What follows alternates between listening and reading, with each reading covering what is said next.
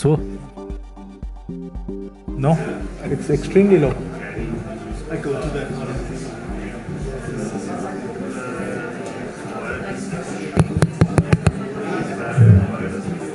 Hello, hello, hello.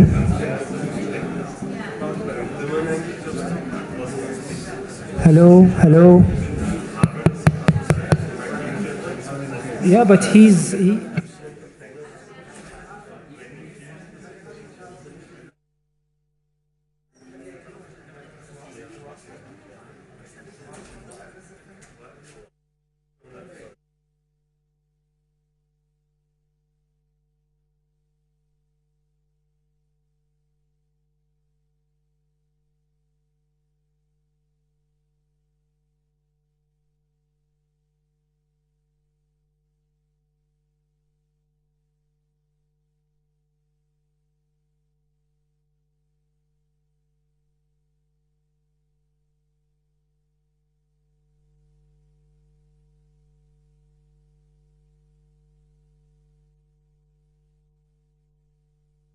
We work on the problem. A problem, but we don't know what is it. But give us 1 minute. Okay.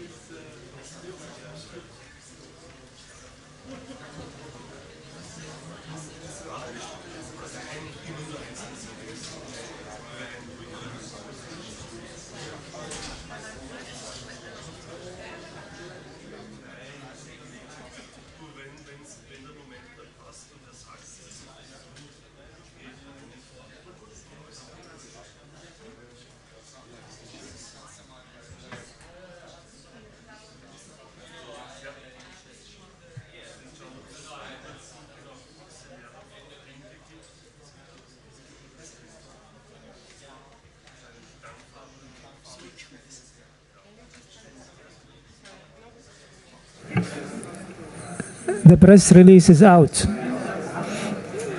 You can check it.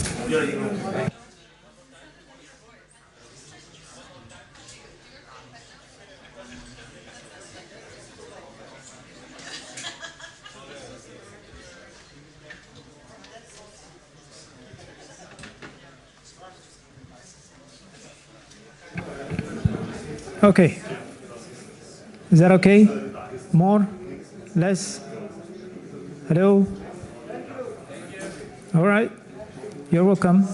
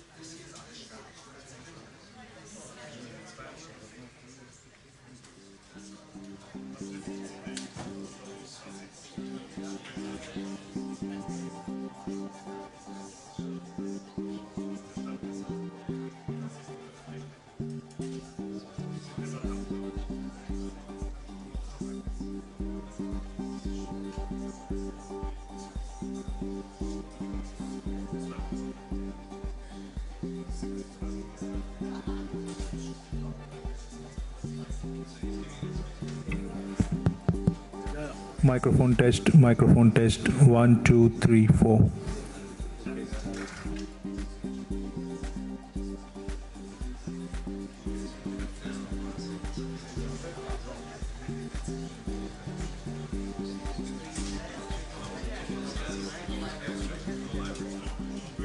One, two, test.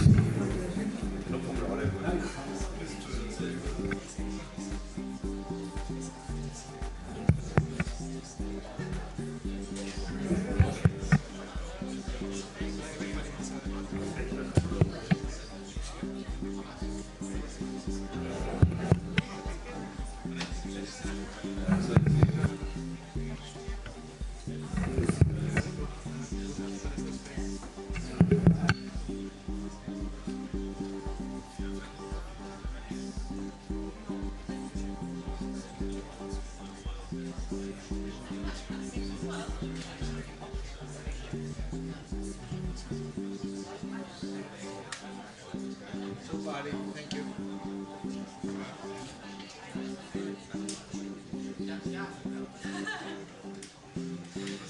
Keep it. Don't take it home. Don't take it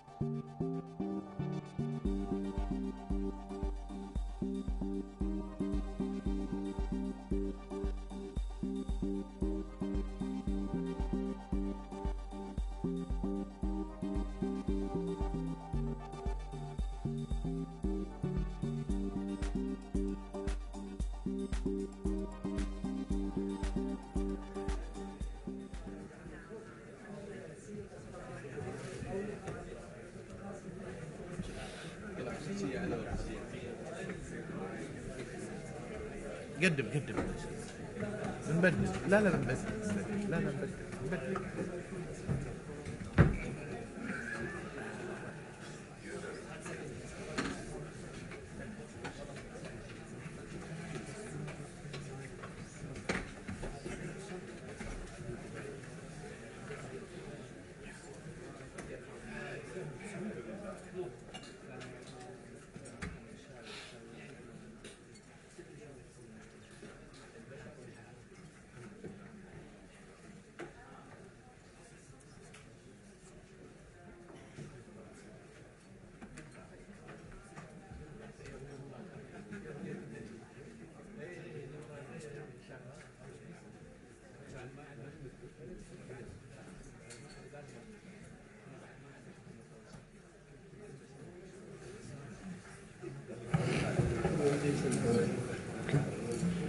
بسم الله الرحمن الرحيم.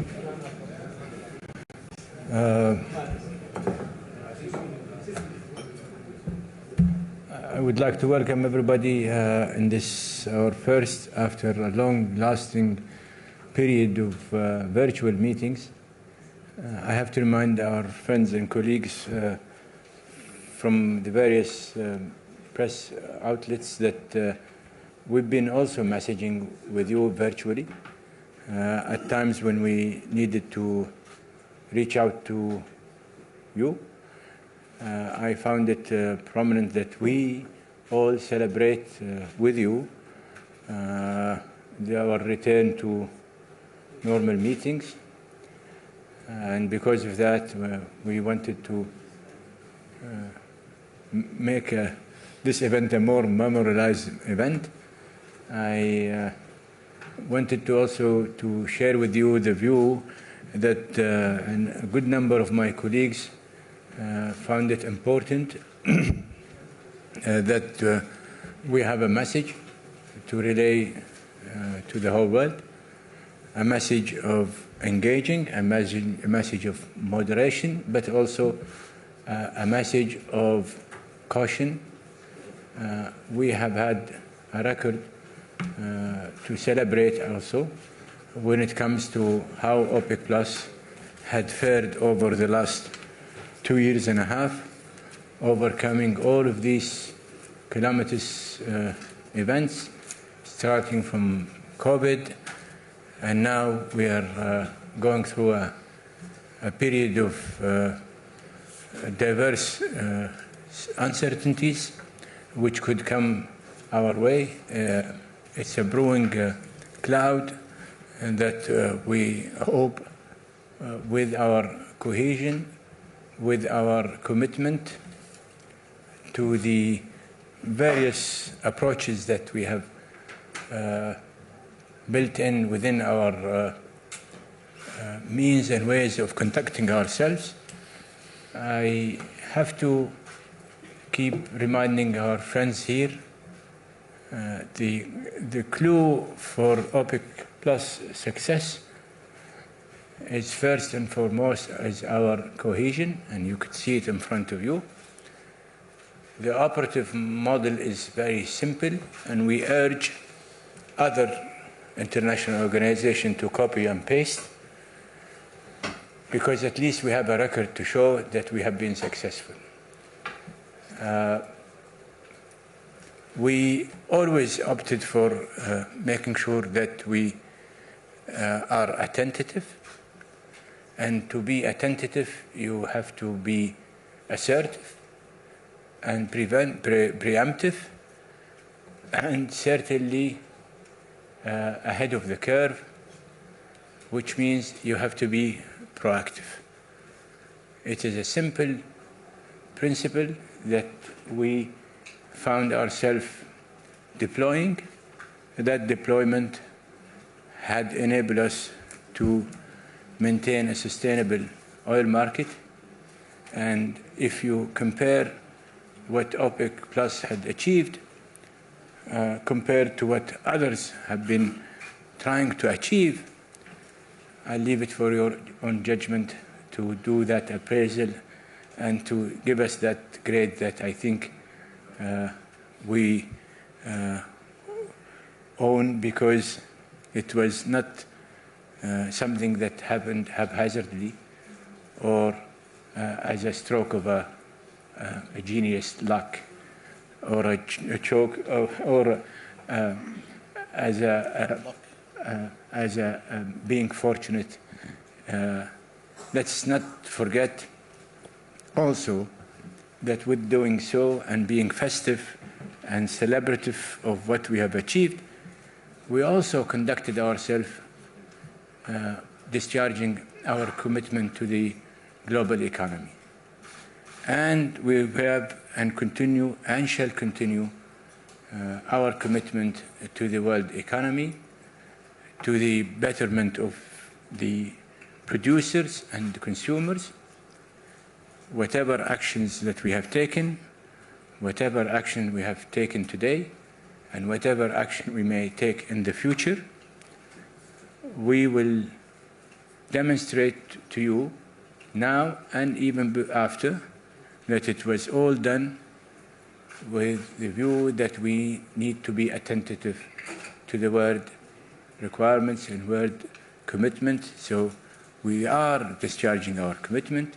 We will continue discharging our commitment, and we will continuously prove that OPEC Plus is here not only to stay, but here to stay as a moderating force to bring about stability and a betterment to the, and a supporting anomaly to the world economy.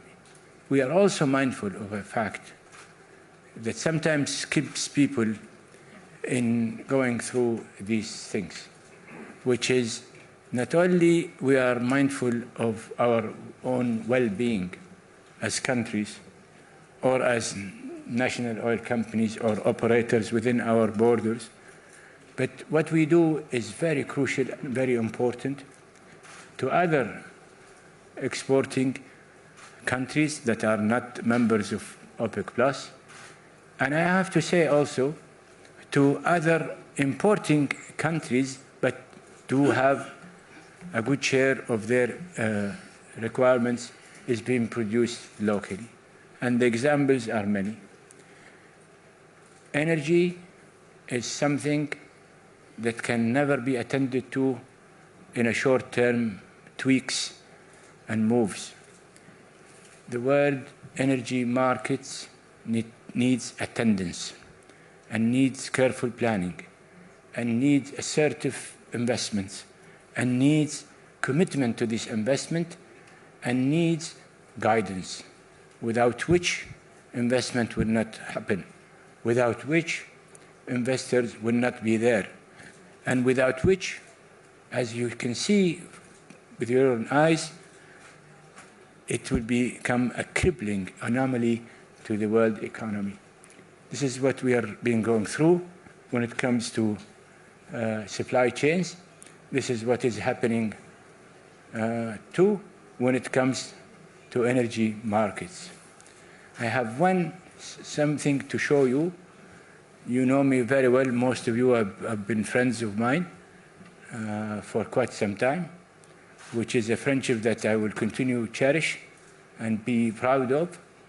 But I would like to share with you one slide. Although you know me, I hate to talk about oil prices.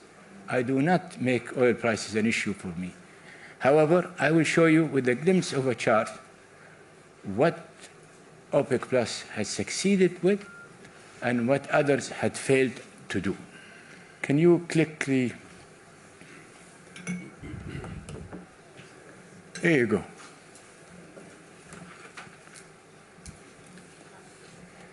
I want you to look at oil prices. This is a comparison between what was prior prices in January this year, the average prices of January this year, vis-à-vis the average prices of September. And in the case of Brent, it's 6%. In the case of WTI, is 1%. US gasoline, because that is where we can find a retailer price, it's 11%. But look at the rest. And ask yourself the question, who delivered? With that, I am, as I said, honored to be surrounded with my friends and colleagues. And definitely, amongst the others that are not here, we have proven not only we are colleagues and we are just a band of brothers that will continue to serve our cause, our countries, our people, but definitely, as I would repeat it, we are still, will continue to be committed to be an international participant that delivers what I've just shown in the chart. If any of my friends would like to make an opening remarks. Okay, if you permit me, I will take any question from your end. Hadley. Your Royal Highness, thank you so much for speaking to us today. And again, congratulations on everyone coming back to Vienna. We're all very, very happy to be here. Secretary General, congratulations on chairing your first OPEC Plus meeting, I should say, with the Saudis. Thank you so much. Your Royal Highness, I want to kick off by asking you specifically a question that I asked to Vladimir Putin a year ago. Are you using energy as a weapon? It was a question that he denied, but there are people in Washington and in the White House who right now are looking at the cuts that OPEC Plus is making, and they are saying that this is an aggressive move by OPEC. And they're very, very curious to understand why this organization that they call a cartel is moving against the United States and Europe. And Mr. Secretary General, to follow on to that, when I spoke to you just a couple of months ago, you said you had an open door policy to European policymakers. Have they entered that door? Are you having those conversations with them? Because I have to tell you, there is a huge narrative coming from the West right now that OPEC, as you say, a band of brothers, but as they would say, a cartel, is attempting to hold the world hostage, just as Vladimir Putin has done when it comes to energy prices. Thank you, gentlemen. Very, very provocative question, which I take pleasure of answering Hadley with a quip, not a big answer. Show me where is the act of belligerence, period. Secretary General. Your Royal Highness, and back to your question, yes, I did say we have an open door. We have an open door. I'm waiting for someone to knock on that door. That's all I can say. And you're still not getting anyone knocking on that door? Because a lot of folks would say that by this action, by these cuts, you are endangering global energy markets, you are endangering the global economy. What's the response there, sirs? If you permit me, Royal Highness, we are not endangering the energy markets. We are providing security, stability to the energy markets. At a price. Everything has a price. Energy security has a price as well.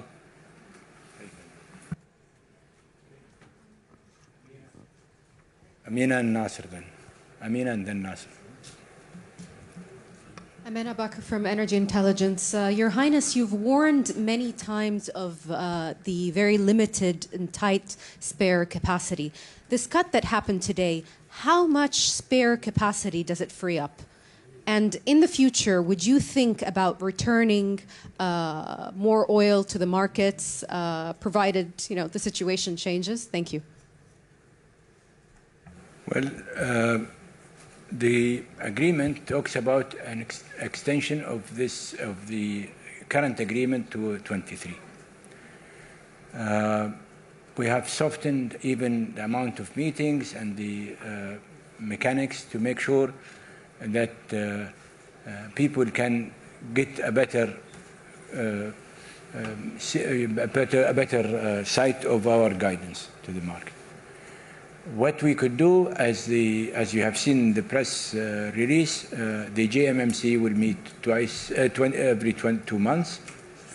The JMMC has been authorized to hold even more meetings if it requires, and also the conference meetings will go back to the normal situation, which is twice a year.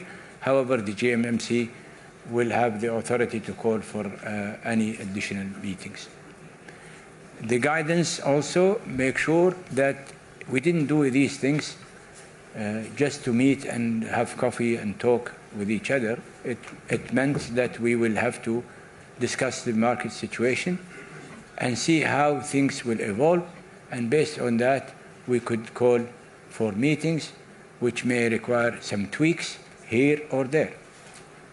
The purpose of it is that we show that we are attentive to the markets, whichever way it goes. The amount of and level of uncertainty that we are faced up with today is beyond. I have had 35 years of experience in this field.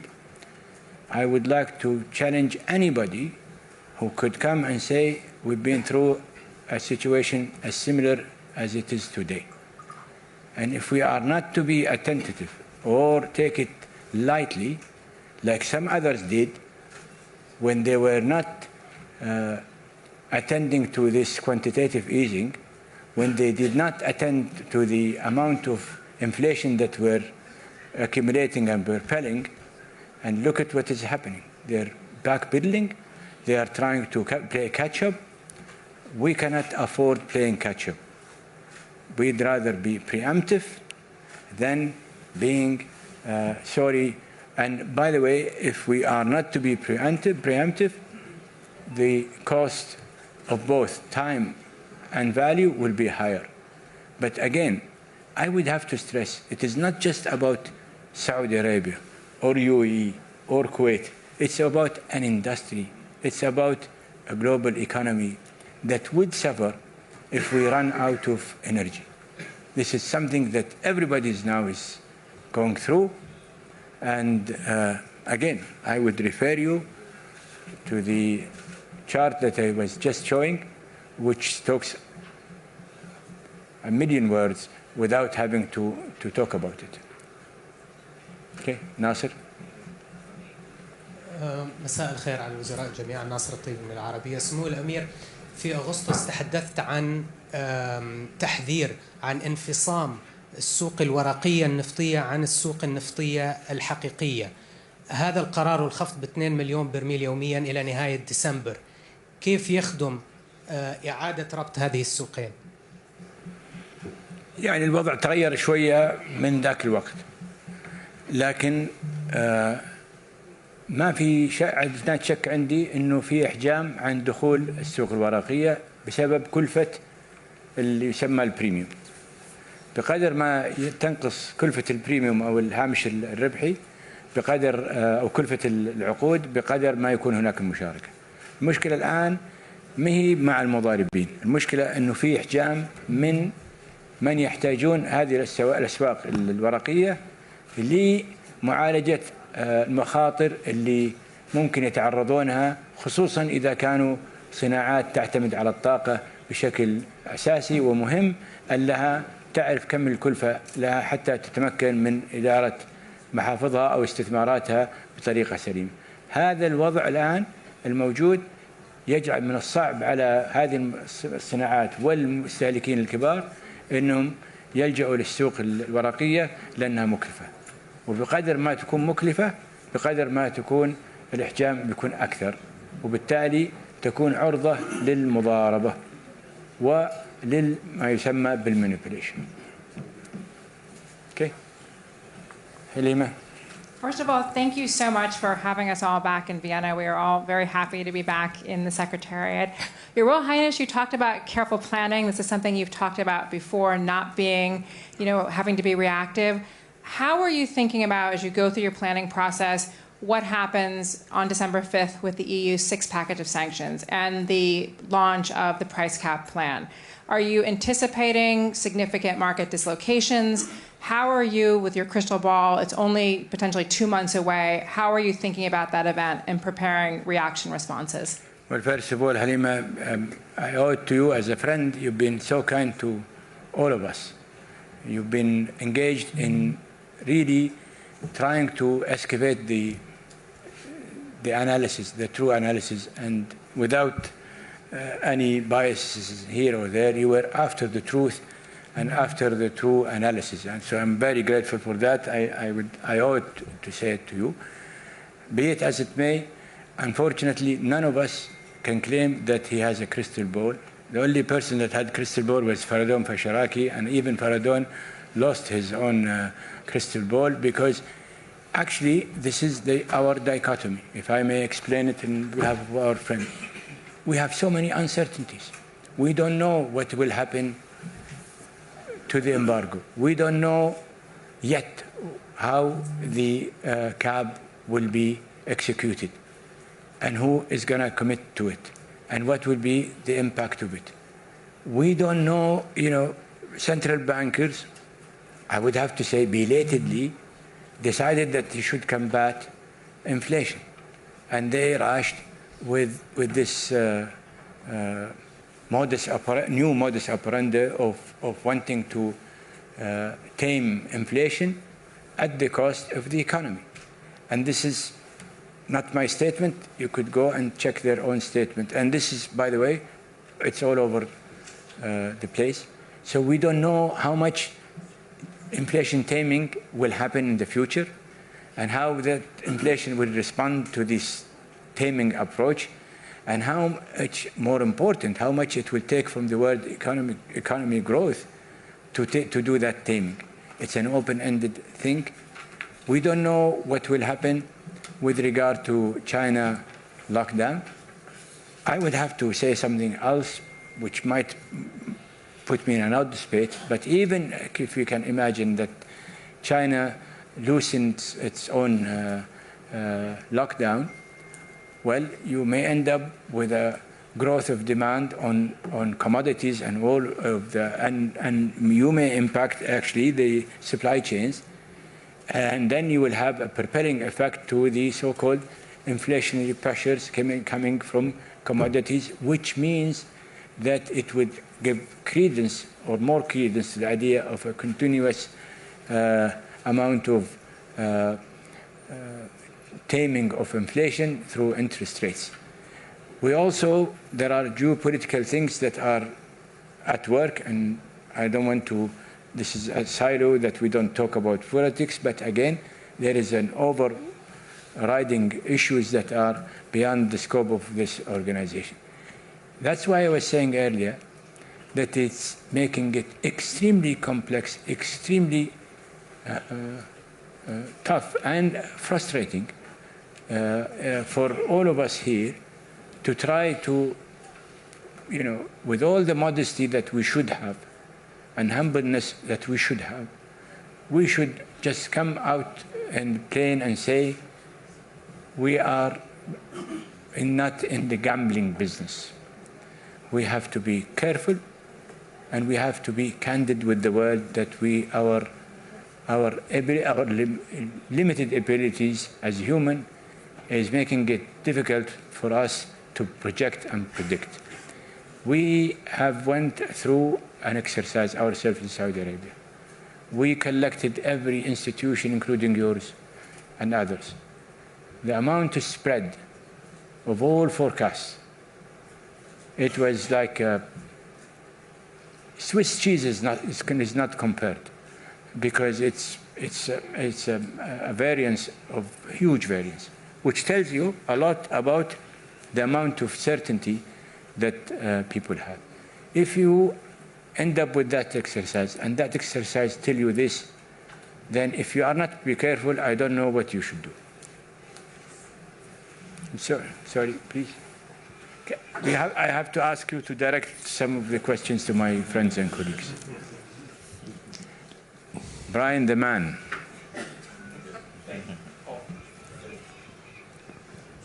Thank you. I like some of your tweets, and this morning tweet was a bit funny. But you and I will have a go at each other. Which one of the 50 tweets this morning, Your Royal Highness? We'll have a Texan way of getting to each other, talking to each other. I look forward to that conversation, I think. Your Royal Highness, thank you very much. I will direct this to you if I have to, but also I would love to hear from His Excellency Suhail Mazrouhi. First off, did you walk from the Kempinski this morning? We saw you come around the corner. First off, the same question then to both of you, because you may have different answers based on your viewpoint. How much, Your Royal Highness, has the release of the U.S. Strategic Petroleum Reserve and others in the world distorted true price discovery? And Your Excellency, if you could also answer the same question, we would appreciate it. Thank you. I wouldn't call it a distortion. Actually, it was done in the right time. And if it didn't happen, I'm sure that things might be different than what it is today. So to start with, I will not call it distortion. And to start with, this is, 7 countries. They have their own setup. It's not a state secret. They have their own mechanics. They have their own system. They have their own triggering mechanisms. They triggered it. And I think we just have to continue to be respectful of the institution and the governing rules. But we are also equally seeking reciprocity. Thank you, Your Royal Highness. I think it's important. There is one fact that we cannot deny from, which is the fact that there are no investments coming, and not to do what we have to do, as a group, which is concerned about all of member countries coming back to their production and putting some of their money and capital into those investments. If we don't do that, then it doesn't matter what a decision you do for 6 months or so, but we will fall from a cliff. And it's not enough that few countries are only investing when we are 20 or 20 plus countries here in OPEC plus. We are concerned about the lack of investments, and I think we are concerned about a lack of a demand or a demand fall due to the circumstances that His Excellency mentioned. And to the other, I think end, I mean, the table is explaining itself. Why are we only looking at oil, while oil is not the major contributor to the economical issues that we are having? Gas, I would say, and other commodities, coal and others, are affecting the world economy much more than crude oil and products. So I think we need as professionals to look at those markets, look at what others could do to also copy or take us as a lead in what we are doing in terms of ensuring that investments are there and the prices are reasonable as well to the consumers. We care about the consuming nations, and what we are doing is to ensure that we have more oil coming to the market for years to come. It's not a short-term thing.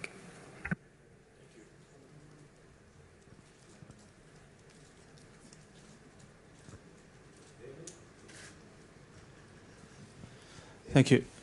David Shepherd from the Financial Times. I just want you, for the people at home, to explain to the average motorist why you are so concerned about oil prices when they're already historically at quite high levels. The average people filling up their car will feel the price seems high to me.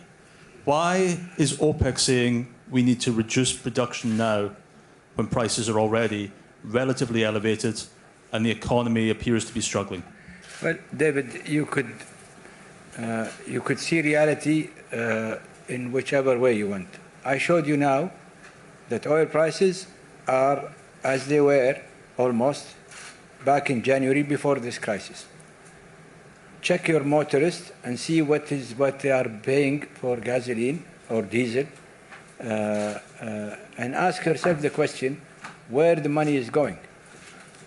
You will see it in refining capacity and in refining margin and what have you. That is when it comes to Europe, when it comes to the Euro 85. Check that number and you will see what is the take of the producer, and you will find it as it is here. You know, I have Brent here.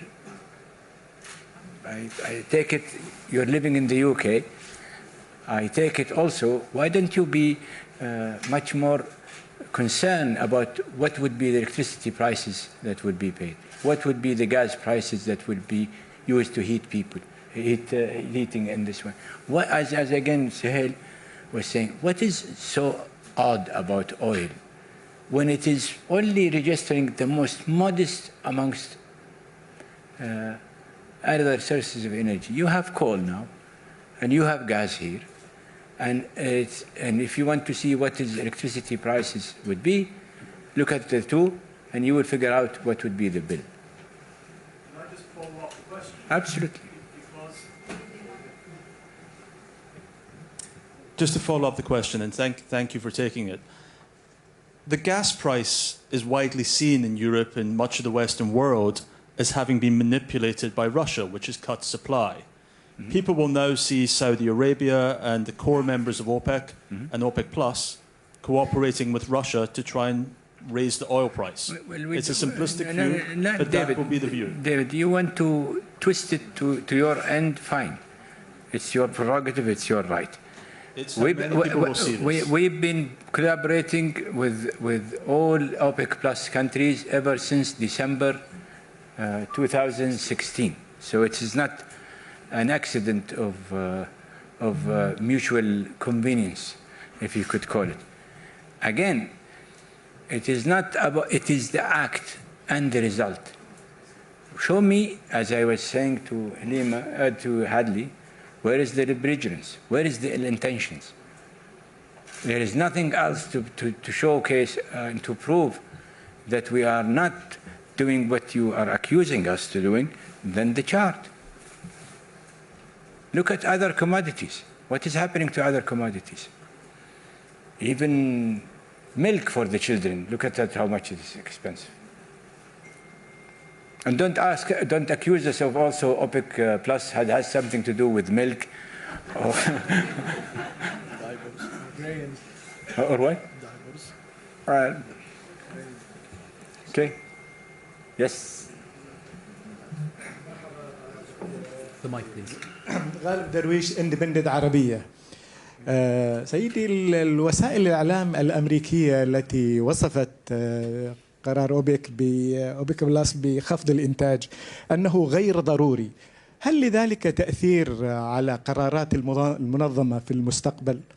وفي نفس الوقت كبار المستهلكين يطالبون المنظمة بزيادة الإنتاج، كيف ترون هذه المطالب؟ شكرا.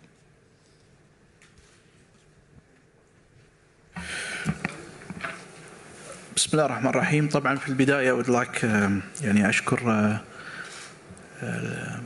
His Royal Highness Emir Abdulaziz for giving me the chance to visit Vienna for the first time. This is my first attendance. طبعا فيما يتعلق في يعني موضوع أنها تكون غير unnecessary أو غير مطلوبة. طبعا هناك مثل ما احنا دائما نقوم فيها شهريا خلال الاجتماعات الدوريه نقوم فيها بمتابعه كل ما يتعلق في الدراسات للسوق والسوق النفطي، فيما يتعلق في ايضا في السبلاي ديماند فورمولا، وايضا مثل ما هو معروض امامكم فيما يتعلق في الظروف المتعلقه في صناعه الطاقه. كل هذه العوامل طبعا تؤخذ بعين الاعتبار، ودائما احنا نحاول ان نكون proactive في هذا الخصوص. واعتقد اليوم القرار اللي اتخذ هو انعكاس مباشر لهذه العمليه. هي عمليه تحتاج الى اخذ بعين الاعتبار جميع الجوانب. هناك لا يقل عن 6 أو 7 عوامل توضع على الطاوله للنقاش، وهذه العوامل من غير ما ندخل في التفاصيل لو اتكلم عنها بالتفصيل هناك من الامور في كل عامل قد ياخذ ساعه في النقاش. وهذه العوامل الكل يعرفها. هناك الضغط الاقتصادي، ايضا الانفليشن، هناك امور تتعلق في الوضع في الصين. ما حد تكلم عن الوضع في الصين اليوم. هذه التحديات كلها تؤخذ بعين الاعتبار، وقد تؤدي الى ما ممكن ان تؤثر على عمليه البالانس بين السبلاي والديماند، وهذه الامور اللي ناخذها دائما بعين الاعتبار. هذه دائما احنا يعني العمل الجماعي لهذه المنظمه للقيام بهذا الدور المفصلي في الوقت المناسب. وانا اعتقد ان اليوم العامل الاساسي اللي هو عامل الوقت، متى ناخذ القرار، وهذه هي التحديات اللي امامنا. هل ناخذ اليوم، ناخذها بعد شهر، ناخذها بعد 3 أشهر؟ يمكن سمو الامير يمكن اخبر مني في هذا الامر. إذا ما تأخذ القرار بالوقت المناسب انعكاساته جربناها في كثير من الأمثلة. يمكن نرجع إلى 2008 معالي سموك، وكل التاريخ يرجع إلى هذا التاريخ. لم أكن في هذاك الوقت مشارك بما جرى، ولكن أعتقد أن نحن نتعلم من التاريخ. شكرا.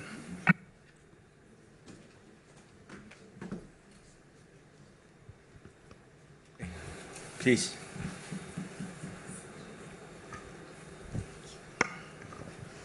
شكرا سمو الأمير. صبا عودة من تلفزيون الشرق. سمو الأمير، الخفض الذي نتحدث عنه اليوم البعض يقول بأنه لن يكون له الأثر الحقيقي على السوق بالشكل المطلوب. بنفس الوقت سيكون له أثر كبير على زيادة مستويات التضخم، وأن يصبح التضخم شيء يبقى في الاقتصادات العالمية لفترة أطول. ما في نسق. إذا كان ما له أثر فمعناته كيف يأثر على التضخم؟ يعني ما أدري، يمكن إذا كان من المناسبة أذكر مسرحية عادل إمام الضال، يا تنتن يا تنتن، يعني ما في يا هذه يا هذه، يا في أثر we try to measure it، يا ما في أثر. صلى الله على محمد وهدينا.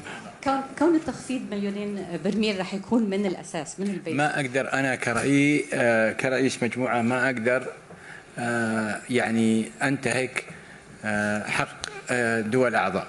نعم. فيه استيميت بس بعض الأرقام اللي طلعت اليوم بعد هذا ما هي صحيحة. حكاية 500,000 هذا هلس، مو صحيح. بالضبط، هذا هو السؤال. الأرقام يعني موجودة. أنا بدون انتقاص من لاحظ المجموعة الموجودة الآن يمكن هي اللي تتحمل التخفيض الحقيقي، لكن يمكن اور استيميتس في حدود يمكن 1,000,000 حاجة زي كذا. 1,100,000 مليون إلى 1,100,000 من قبل الأعضاء، ولكن مع احترام حقوق كل دولة في حقها والمحافظة على قدرتها في أنها تنتج حصتها، لكن تظل يعني مسألة تقديرية. شكرا. هذا لي no we'll have to give our friend here. Thank you very much, Minister. Alex Lawler from Reuters News Agency. I had two questions. The first is... No, Alex, I have to talk to you about...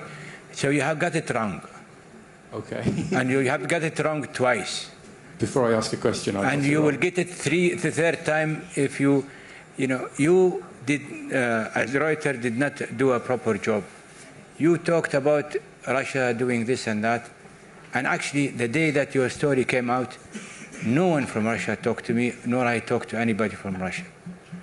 You repeated that again with another tale of a story prior to that Saudi and Russia, blah, blah, blah, are congregating around $100 price. That is not true. And I spent 20 minutes from one of your respected members of your bureau in Dubai, explaining to her, or actually 25 minutes, why we don't go as Saudi Arabia for price targeting. And that 25 minutes went in vain, and I really don't like that. I acted in a very respectful way, emanating from respecting the agency, and I think, but you elected to choose a phantom Saudi source. Saucy sauce, if I can do it as British as I could. But if you have questions, direct it to others, but not me. I'm not talking to Reuters until you respect the source, which is the energy minister on behalf of the Saudi government. Okay, thank you. I won't ask. So you will ask questions to any of my colleagues. Okay? Please. Many thanks. Grant Smith from Bloomberg. Your Royal Highness, there had been some speculation before this meeting that perhaps... I didn't know that Scotland is here. Scotland is here and well represented, Your Highness. Thank you. Amenably more than well represented. If I may, Your Highness, there had been some speculation before this meeting that perhaps the Kingdom and perhaps Russia and some other countries may consider some supplementary voluntary adjustments, such as those the Kingdom has done in the past. Is that something that you did consider or would consider going forward? And if I could also ask, you've spoken about the uncertainty in the market right now. Could you elaborate a little bit more on the supply-demand conditions you're seeing right now that have merited this production cut? Thank you, sir. Okay, Grant. I see, or we all see a greater level of uncertainty. So, and we do see curves. And I would like to, Mohammed, can you show some of the things? This is what we see in terms of GDP growth.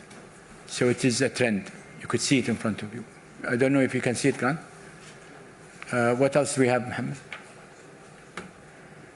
This is, again, a demand, but this is a trend.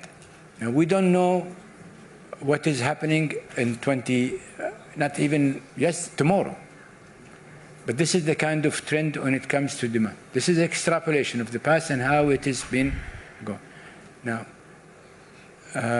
this is the trend when it comes to possibility of recession, and you could see, and this is not, by the way, it's Bloomberg. So if you are deceiving the world, that's your, but that's Bloomberg and others actually. And look at these higher and higher probability. That's a trend. And is there anything else, Ahmed? Here you go. Here you go. I will keep the rabbits coming. Don't worry. This is the amount of interest rates hiking that has been happening and will continue happening, as we've been told by central bankers. If these things are not an indicators of what may come in the future, I don't know what else. I think we should be in the grocery industry, not the energy industry. And it's also the supplementary I would refer you to the good interview that I did with Bloomberg, where I spoke about what OPEC Plus do But I want to assert something on behalf of our colleagues. When we talk about we have all means, and it goes both ways. It doesn't go one way. We are again. I don't think we have to enhance our credentials of being a respected and responsible producers, and we shall act and react to what is happening to the world global economy in the most responsible and responsive way. Please.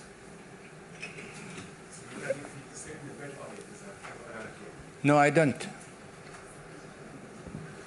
Thank you, Royal Highness. Paul Sankey. Now, we're all delighted to be back here post-COVID, and I was wondering if it isn't time to reset the quota system to reflect that we are hopefully post-COVID, and it's very confusing, quite frankly, at times, exactly what the cuts are and where the baselines are and everything else. Could I request or ask you if you're going to reset everything so that we can... No, that's a valid question, and we talked about it, but then we decided that because of the nature of the situation, and again, the irregularity of the ask now and the situation, we opted to extend the agreement as it is and make sure that we will buy the time, that we revisit all of these things, hopefully with time when we have a more, our priority now is stabilizing market. Now, we could be accused of wanting to influence market in a negative way. That's everybody's prerogative. You and others will see how we conduct ourselves in the months to come.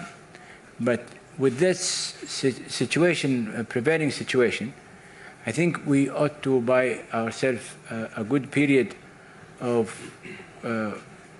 working and focusing on how to attend to this market situation, and then hopefully somewhere later on 23, as we hopefully can come out of this situation, we will have the time and the days to and again reinvigorate ourselves with some reality check.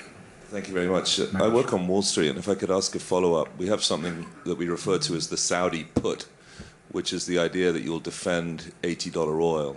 Should we read from this that you're putting a floor on the price of oil to maintain reinvestment and to avoid excessive weakness? You're reminding me of Phantom of the Opera. So we have Phantom Saudi source, Phantom put, and Phantom call. So I think we could just switch off this video conference, media conference, and switch on Phantom of the Opera as a replacement of a reality check. But there is no put and there is no call.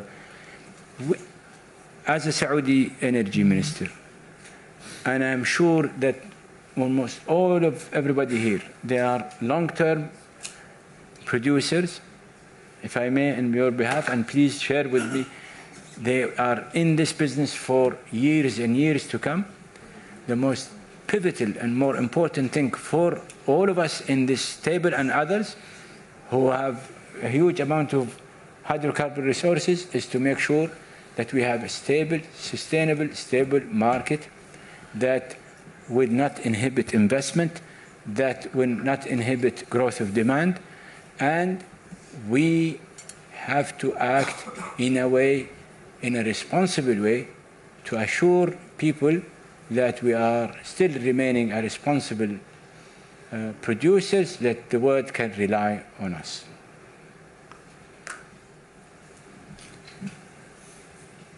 I have, just for giving everybody a chance. Yes, please. Your Royal Highness, thank you very much for bringing us all back here. It's really good after 2.5 years to be back here, first of all. Cornelia Meyer, Resources. I totally get the outlook, the negative outlook, the potential for serious recession. Have you, when you look at it, also looked at the what if China gets out of its COVID lockdowns, and have you do you have a view on what that impact would be on demand?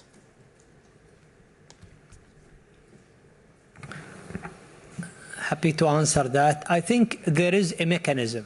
So we of the given that we have explained today, that's the decision that we think is the right decision for all of us, not only for us as producers, but also for the long-term market. Now, if something of a magnitude that requires doing something different, we are a phone call away. There is a mechanism. We have done it before. And our intention is balancing the market, bringing investments, and our intention is to be a long-term players, not a short-term players, just attaining to. And one thing very important, we're not a political organization. We are an organization that meets on technical grounds, discuss on a technical ground, and our aim is to help the world economy to recover and to bring prosperity back to the market. Unfortunately, today, we have shown you the indications, and they are not encouraging us to do something different that will trample us in the future. I hope I answered the question.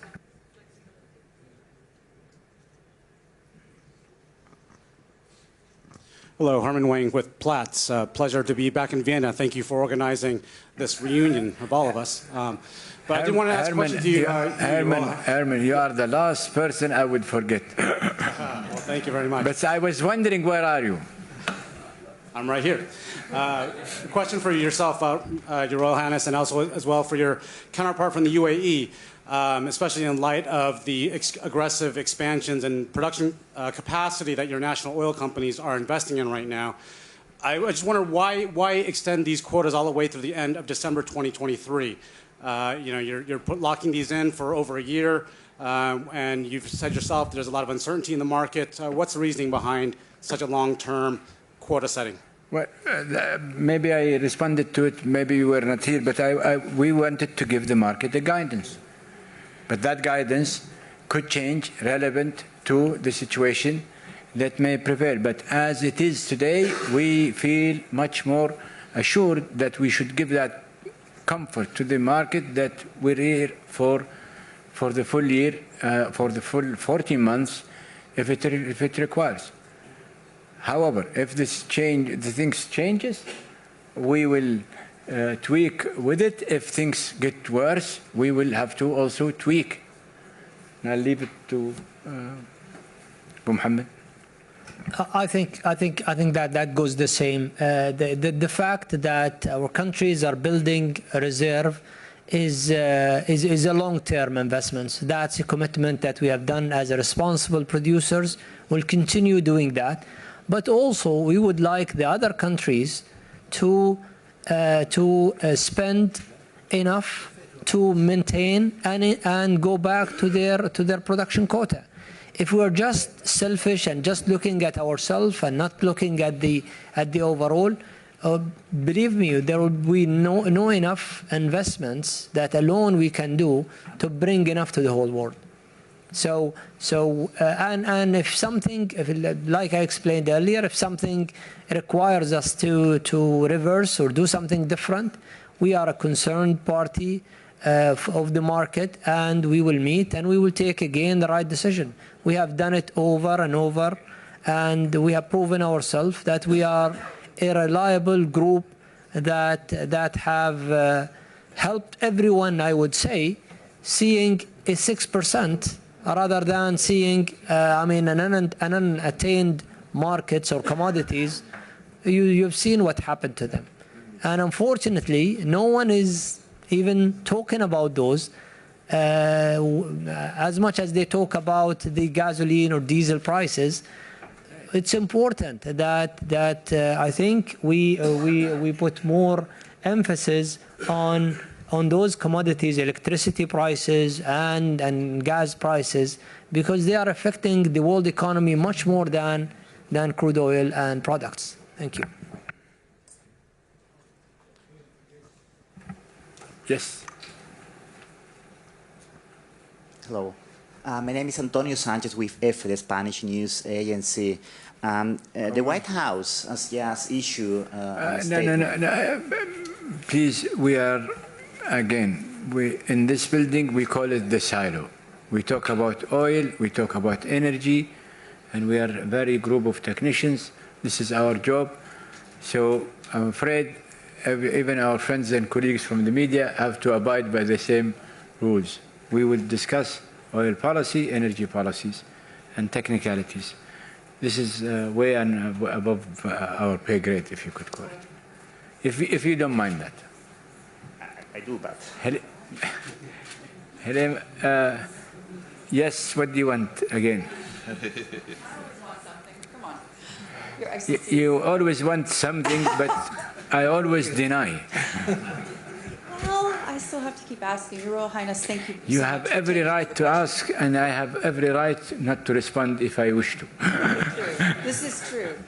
This question actually is for Your Royal Highness and His Excellency Sohail Al-Mazrouei. I believe our colleague was just mentioning a White House press release where essentially I'm they not- had I'm not said responding that they to were that. disappointed by No. But my question has to do with energy poverty. It's a conversation that I've been having across the world, and as you both know, I'm a citizen and resident of the UAE, but of course I'm also an American citizen. So when I have those conversations, the idea of energy poverty and the idea of social unrest really, really hits home to me, because the idea that we could have a situation where what I consider my part of the world, the Middle East, could be at odds with those in the United States, the West, where my parents live, where so many of my friends live, it's deeply disturbing to me. And we're talking about now energy poverty across the West, in Europe and elsewhere. I'd love both of you gentlemen to just respond to that in terms of what is OPEC as an organization willing to do when it comes to energy poverty and the possibility of civil unrest. Because I don't think that's political. I think No, excellent. I think it's a great question, No, excellent, and we excellent. want to hear what you have to say. You couldn't. This is the first time you asked me an excellent question. But I'll tell you what. Just next door, there is an institution called OPEC, and they have an energy poverty program, which has been active and proactive. We, within the Middle East Initiative and Green Initiative, we have lots of, and we have a program called Sustainability Program that will work with many, I have to be specific, African countries and Southeast Asian countries to play a role in trying to bring about. And I'm willing to provide you with statistics. But what about energy security, energy poverty in the West, No, in Europe, in the United States, elsewhere? People who are moved to civil unrest as a result of the decisions made in this room. That's the role of the respected governments of countries that I think can afford it, if I may. But I will. But you have to distinguish. I think the principle of energy poverty came first and foremost on countries that are truly suffering because they don't have the lack in the means. They're given the proposition: burn wood and be sick, or somebody is gonna have to provide you with something better. This is, for us, is the most important and relevant thing. And you will see in our statistics there are at least 2.5 billion people that are suffering from that energy. 700 million of them are not even in Africa, but at least. And this is, if this is not a sizable sum that we should focus on, I don't know what we should do in this world. And this is emanating from what I would call it the arrogance of the wealth.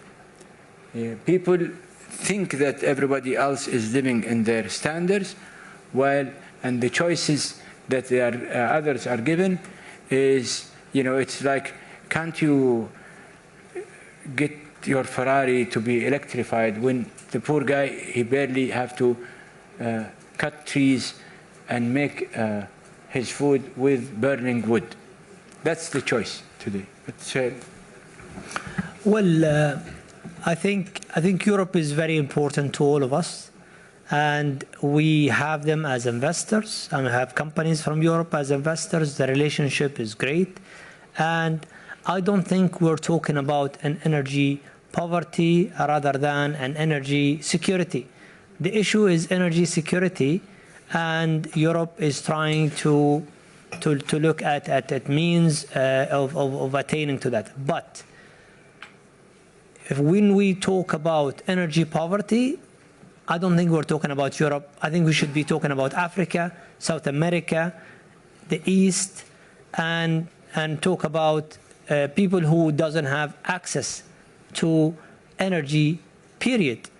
Having access to energy and choosing one over the other, looking at the taxes compared to the price of energy, that's another thing that I think Europe is unlike many countries, like our countries, and as you said, you live in the UAE, you can compare. You can compare the prices of electricity and you can compare the prices of others. The majority is taxes. Now, can we do anything about that? No, of course not. And we will not discuss it. That's the business of those governments. But I think the issue is more into the gas, and the risk to Europe is more into the gas than it is to not getting enough crude or not enough oil. We will make sure always that we have a balanced market, but and if we have to do more, we will do more. But we have to be proactive, not to bring the market to crash, and then takes more time to fix it. And if that happened, guess what? The decline in many of the countries will be enormous. We cannot then fix it. And we are looking a way longer term than I think what some of the journalists or media looking at us, looking at 6 months, looking at a 1 year. We are looking at a long term. What's going to happen in 2024, end of 2023 to going to 2024? Who can guarantee us that the level of production that we see today is going to be granted? You all remember when we started in 2020, what was the baseline for many of those countries, and what is the baseline today? That's all due to lack of investments. And in order to invest, the price is one of the mechanisms that encourage investors to invest, whether we like it or not. But fortunately, because of this organization, the impact on price to the consumers is the least compared to any form of energy. And the table we showed you explains that. So if you could explain to us how the world is going to deal, or the Europeans going to deal with the gas going 5 times where it used to be, then I think we can have a candid discussion about where is the oil. But what's important to us is that long-term, bringing investment, the sustainability of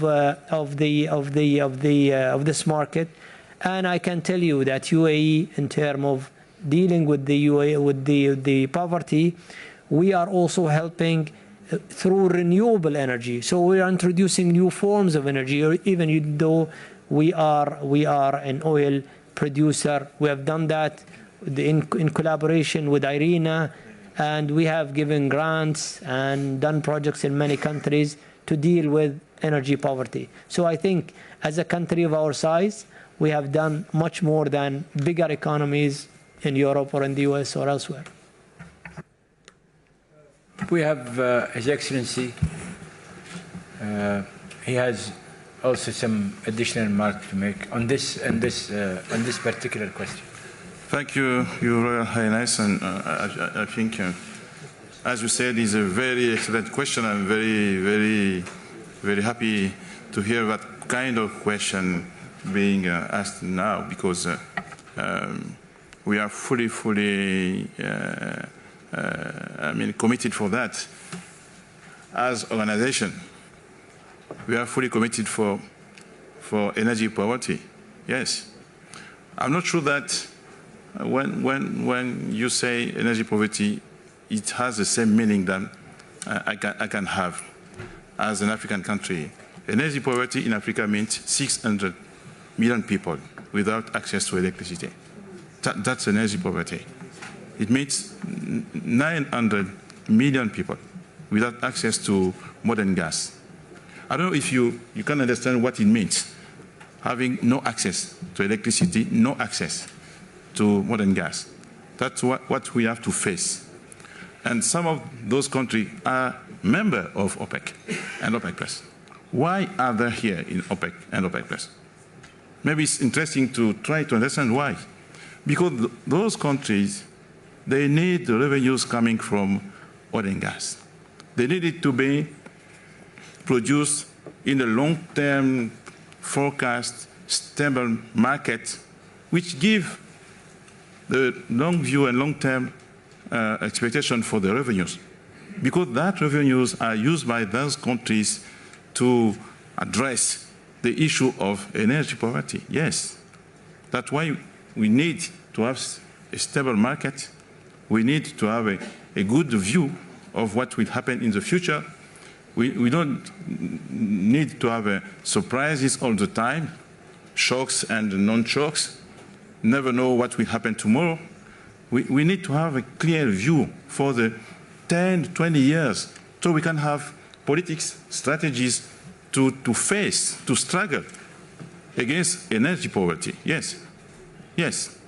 I will just add, Your Highness, behind the ministers coming here for meetings, you have people, you have population, you have countries, you have needs, you have some hope for well-being, some hope for being developed, some hope to a better life being. Yes. Behind the minister, you have countries. Yes, you have population. So I don't think that we're doing things here against anyone. No, we're doing things for our population. We're doing what we think is the best for our population. And at the same time, we think that is the best for global economy because it's good for the market. So really, I don't have too much to add. The position of OPEC and OPEC+ is fully supported by Africa. Not only the producing countries, all Africa fully support OPEC and OPEC+ position. We have an organization in Africa which is called APO, it's African Petroleum Producing Organization. We work very closely with OPEC and OPEC+, and we fully support. I think the next COP27 will be the opportunity. You will hear our head of state saying a very strong message about what's happening on the oil market for the world. Thank you. We promised you transparency. I think we can proclaim that we have discharged our commitment. It's your choice, of which we hope that you can, with all the answers that we gave you, that you can report it. And we have no other mean but to rely on your honesty, professionalism, and objectivity to tell our true story, not the story that others would like us to be framed at. Thank you very much again. Look forward to see you in December.